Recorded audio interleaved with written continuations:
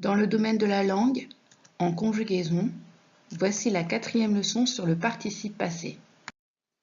Dans cette leçon, nous aborderons l'accord du participe passé lorsqu'il a une valeur adjectivale. Souvenez-vous de la valeur adjectivale, nous l'avons évoquée précédemment dans la leçon 1.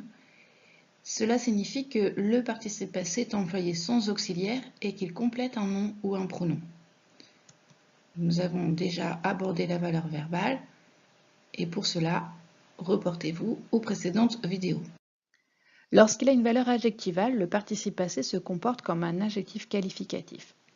Elle porte un jean troué. Des tasses cassées recouvrent le sol. Les murs semblent sales et abîmés. Ton bureau paraît très bien rangé. Endormie, elle ne se réveilla pas. Les steaks, déjà cuits, ont l'air délicieux.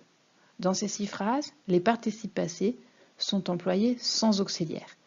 Pour les orthographier, il faut donc se demander quels mots dans la phrase ils viennent compléter.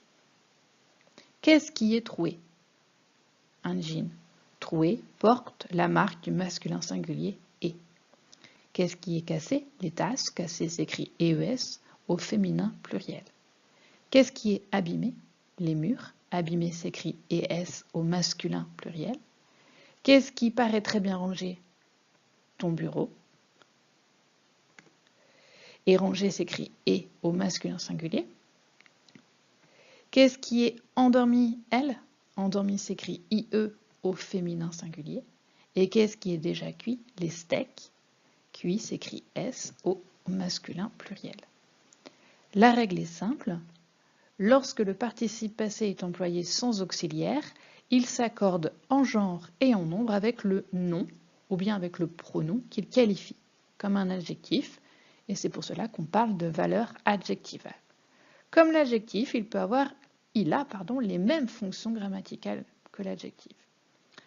Par exemple, dans les 2 premières phrases, vous voyez que le participe passé appartient au groupe nominal. Il est accolé au nom qu'il qualifie. On dit qu'il a la fonction d'épithète liée. Dans les phrases suivantes, les participes passés sont séparés des noms qu'ils qualifient par un verbe. Sembler, paraître ici. Et vous voyez que les participes passés viennent qualifier le sujet du verbe. Il s'agit d'un verbe d'état, sembler, paraître, devenir, être, rester, etc. Et on dit, dans ce cas, que le participe passé a la fonction d'attribut du sujet. Enfin, dans les derniers cas, vous voyez que le participe passé est séparé du nom qu'il qualifie par une virgule. Et dans ce cas, on parle de fonction d'épithète détachée ou d'apposition. Pour résumer, le participe passé s'accorde en genre et en nombre avec le nom ou pronom qui qualifie comme un adjectif à chaque fois qu'il est employé sans auxiliaire.